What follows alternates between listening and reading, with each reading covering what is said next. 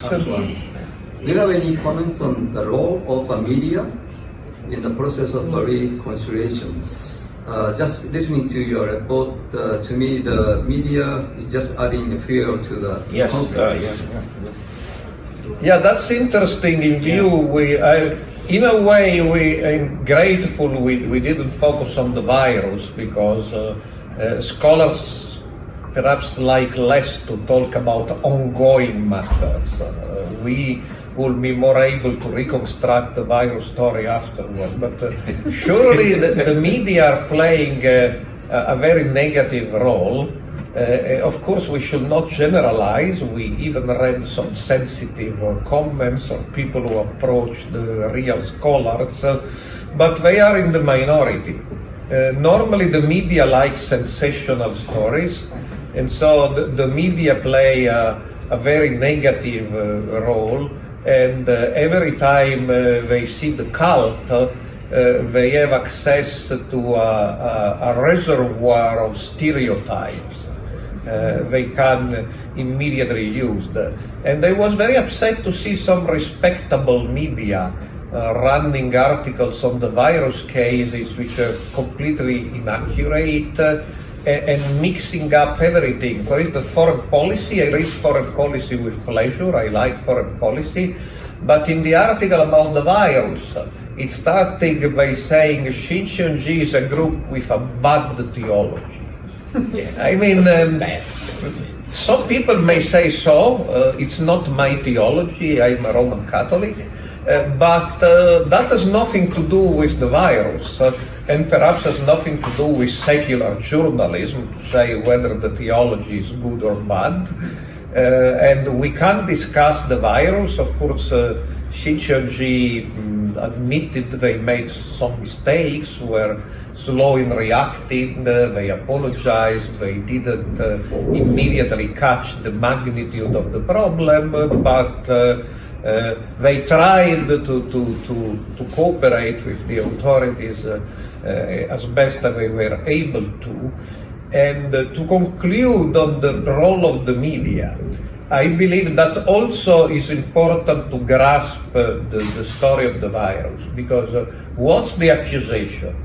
Okay, in the end they gave the list, to prepare a list of 240,000 people is not a small deal, so there can have been delays or inaccuracies. But now the main accusation is, okay, the government has the list, but it takes a lot of time to go through a list of because the government even wanted all the foreign members, those who are not members but are preparing to be members. Now we have pretty much everything. They still claim some names are missing, but it should be minor. They have more than 200,000 names. But now they say it would have been much better if rather than the government going through the list, the people would have cooperated. In the classroom, the student raised the hand, I'm a member of Shincheonji, so I want to be tested. Or in the office, say, I'm a member of Shincheonji, I want to be tested. Why this didn't happen?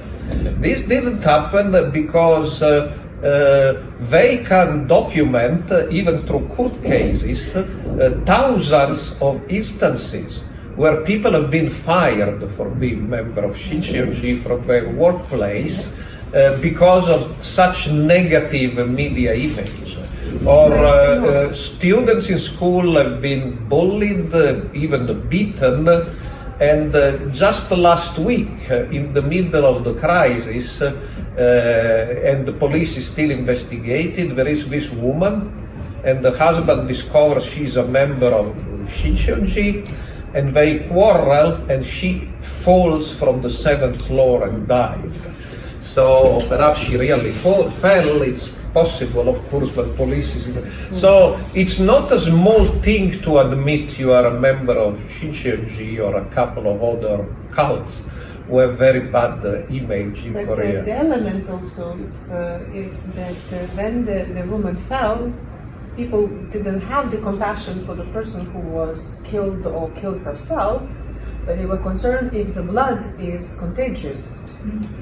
So that's also Yeah, that was shows commented in some media. People try to go the away craziness because that they goes believe in around. by the way, she was not positive And she was not even- at the virus, but people were, it seems they were more concerned to run away, not to be contaminated by the blood than to see what was So, really and then happening. is another the stigma, because now because they were, I mentioned in my speech that the names, they kept even from their families, as it was the case of this couple. And now it's not only that it becomes public, and anybody can know your name. So meaning anybody can come and harass you. So it's not even the problems inside of the families that may have, that start to have, but it's also anybody can harass you. And some people already lost their work because they are Shincheonji. So it's a quite incredible situation. Are domestic human rights organisations on this, really supportive of the sort of work you're doing, or are there? Yeah, that's a good question as well. We have noticed. I've been in this area for 40 years now, I would say, and I've noticed that usually, let's say, secular human rights organizations, well-known ones, keep a distance from any religious freedom issues. We are, I would say, as a secular human rights organization, I think one of the very few organizations that deal with religious freedom, but not only religious freedom for the historical mainline religions and so on, but also for other religious movements, so-called cult sects and so on, because it's clear in the Universal Declaration and the ICCPR that it's not religions that we protect, that we defend. Yeah. It's the right of the people belonging to a religious or an atheist or a Gnostic association. It's the people that we defend. It's their right, and their right to choose the beliefs or to have no beliefs at all. So our position is very clear. I am Protestant. I was an atheist when I was young, and for me it's really not a problem to defend atheists, to defend Seventh-day Adventists, Jehovah's Witnesses, and so on. They are human beings, and that's the purpose of the ICCPR and the Universal Declaration. There is also it's Shincheonji before virus. It was not known. Nobody knew. It's a perfectly 100% Korean religious group. Like all the peace activities they do, they don't use the name of Shincheonji. So it's a different organization. When I was working in New York at the United Nations, on my office even, I know the logo because I was receiving the information, the invitations, and etc. So, but now with Shincheonji being publicized in the bad way, becoming infamous, it's difficult because first, it should be somehow the information, more information about who they are. That they are not a dangerous cult, which is portrayed right now. Because everybody, you open any mainstream outlet, everywhere you see cult, dangerous cult, and everybody is recycling this dangerous cult. There is nothing about being dangerous, and now is to change that. Somebody is defending the dangerous cult, because what it will stay in the minds of people, dangerous cult. Because the dangerous cult, perhaps they even created the virus. Who knows? Yeah. It's like, CIA perhaps after all didn't create the virus. Now it will perhaps Shincheonji created the virus. Because that's how the things they work. Well, that happened before. It was the Jews during the Great Plague. Yeah, but Middle Ages and the 21st century, so it's slightly more educated. Last year we defended 5 Scientologists that were in prison in Russia because it was unfair trials.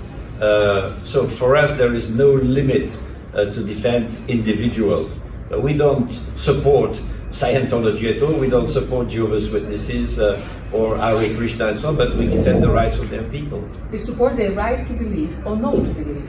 Like all of us, they have the sacred right to believe or not to believe. And that is something that it must be defended.